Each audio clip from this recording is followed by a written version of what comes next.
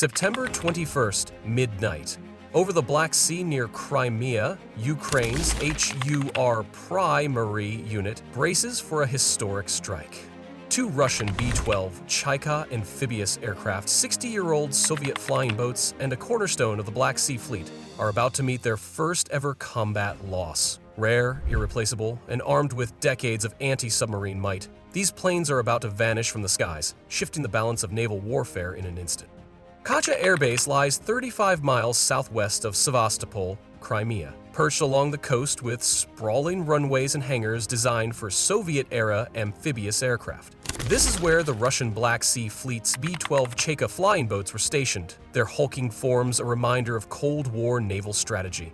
The B-12's mission was critical: anti-submarine patrols over the Black Sea, detecting and neutralizing underwater threats with sonar buoys, radar sweeps, and torpedoes. With the increasing presence of Ukrainian naval drones threatening Sevastopol's harbor, these aircraft were the front line of maritime defense, a floating shield against underwater incursions. Operational numbers were painfully low. Estimates place only 6 to 8 B-12s active across the fleet, with 4 to 5 at Katcha. Each aircraft carried a price tag between $10 million and $15 million, making them not just strategic assets but expensive, irreplaceable tools of naval warfare. Losing even one of these planes would hurt the fleet's capability and the ego of anyone responsible for keeping them safe. Yet the base had already seen misfortune. The Mi-8 helicopter had already taken a hit, further thinning aerial support and leaving the B-12s as the last adult in the room, so to speak. Visualizing the airfield, the scene is striking. B-12s lined up on the tarmac, some missing propellers, others appearing neglected, their large radial engines and swept wings vulnerable to attack. Against this backdrop, the aircraft seem almost frozen in time, relics of a bygone era, yet still tasked with protecting one of Russia's most strategic naval strongholds. The rarity of the planes, combined with their age and operational importance, made them high-value targets. Any strike here would be more than just a tactical win. It would be a symbolic blow to the Black Sea Fleet. The attack unfolded with chilling precision. Ukrainian forces deployed 3 to 6 FPV kamikaze drones, long-range unmanned aerial vehicles capable of navigating 120 miles from launch points in Kherson or potentially from unmanned surface vessels in the Black Sea. These drones were built for one thing: hitting exactly what they were supposed to hit. Tactics focused on low-altitude flight, skimming between 150 and 300 feet above the terrain. Crimea's natural landscape, ridges, forests, and uneven coastal terrain provided masking from radar, allowing the drones to approach undetected. Russian air defenses were formidable on paper. Pantsir S-1 surface-to-air missile batteries, S-400 long-range systems, and Krasuka-4 electronic warfare jammers. Yet, these systems were tuned primarily for high-altitude threats. The drone's low approach exploited these gaps, slipping under the protective umbrella and delivering payloads with near-perfect accuracy. Infrared footage captured the results. Flames erupted across the tarmac as precision strikes hit the B-12s, including the notorious Bort No. 08. Explosions ripped through the aircraft, quickly consuming them in fire. A damaged Mi-8 was also neutralized, removing the base's local reconnaissance capability and suppressing counter-detection. The strikes were synchronized, demonstrating an advanced understanding of both the base layout and the vulnerabilities of its aging aircraft. Ukrainian forces didn't just attack, they orchestrated a coordinated operation aimed at maximizing damage while minimizing exposure, signaling a new level of sophistication in drone warfare over the Black Sea. The B-12 Chaika was born in the height of the Cold War, a Soviet-era amphibious flying boat first taken to the skies in 1960. Designed by Beriev for anti-submarine warfare, it was intended to patrol oceans, track hostile submarines, and strike when necessary, all while being capable of landing on water. At the time, it represented advanced technology, combining the reach of an aircraft with the operational flexibility of a seaplane. Its sensor suite was formidable: magnetic anomaly detection to sense the presence of submarines, and hydroacoustic sonobuoys to triangulate underwater movements. Weapon systems included torpedoes and depth charges, turning the B-12 into a floating hunter for undersea threats. Amphibious capability allowed deployment from coastal areas, rivers, or lakes, providing unmatched versatility for a Cold War patrol fleet. Decades later, these advantages still exist, But in a world dominated by small, agile drones, the B-12's size and predictable flight patterns became liabilities. Out of the 140 ever built, only a handful remain operational, with Kacha Air Base housing 4 to 5 of them. Maintenance is a continuous battle, often requiring cannibalized parts from retired airframes, meaning each flight risked not only the plane itself, but the painstaking effort that keeps it flying.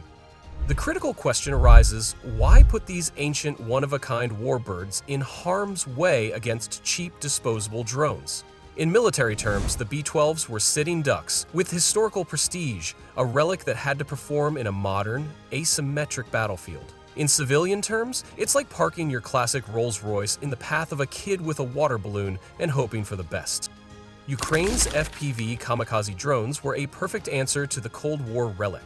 Modified racing quadcopters repurposed for one-way strikes, these drones cost $500,000 to $15,000 each, are mass-produced with tens of thousands rolling out monthly, and carry 7 to 10-inch frames. Their payloads range from 1 to 3 kilograms, including RPG warheads, while speeds reach 50 to 100 kilometers per hour and ranges span 5 to 20 kilometers. Equipped with HD or thermal cameras and sometimes fiber optic control to counter jamming, they fly astonishingly low, 1 to 2 meters above ground, allowing stealthy navigation over Crimea's terrain.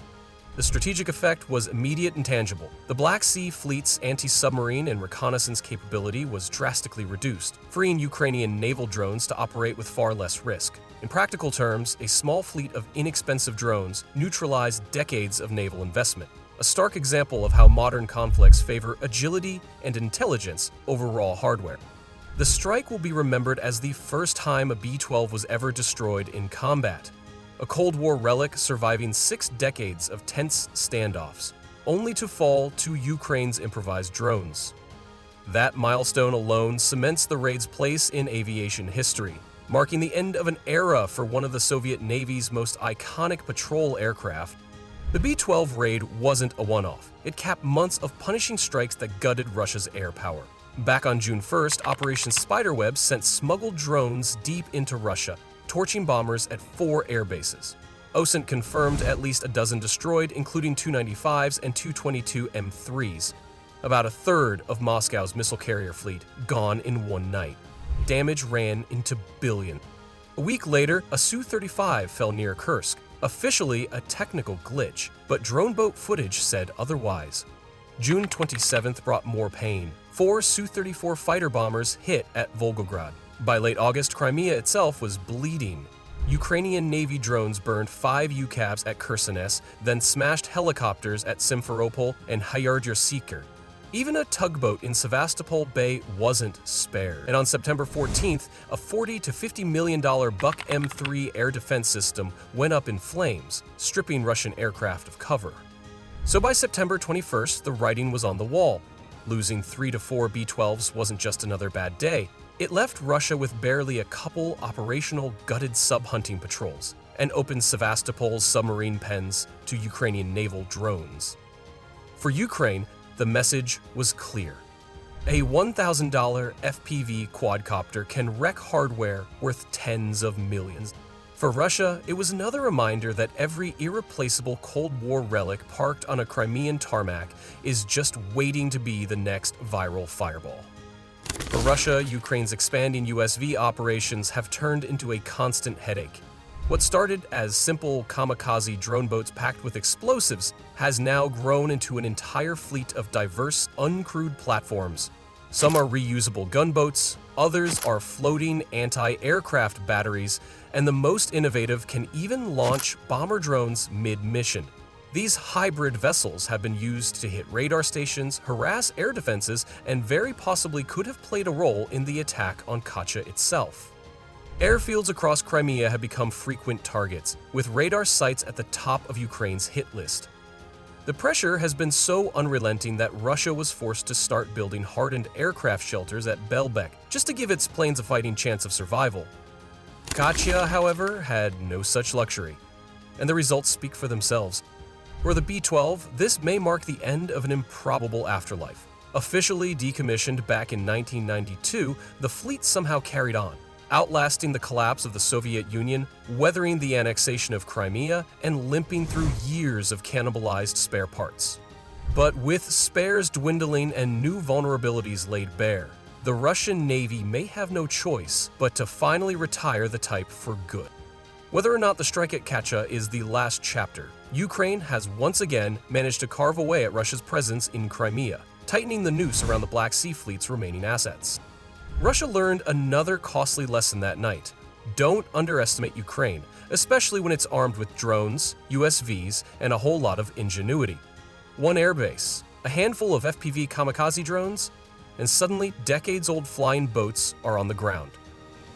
So, what should the history books call this audacious strike? Drop your best operation name in the comments below. Operation Black Sea Buzz, the Katcha Knockout, one strike, one very bad morning for the Black Sea Fleet.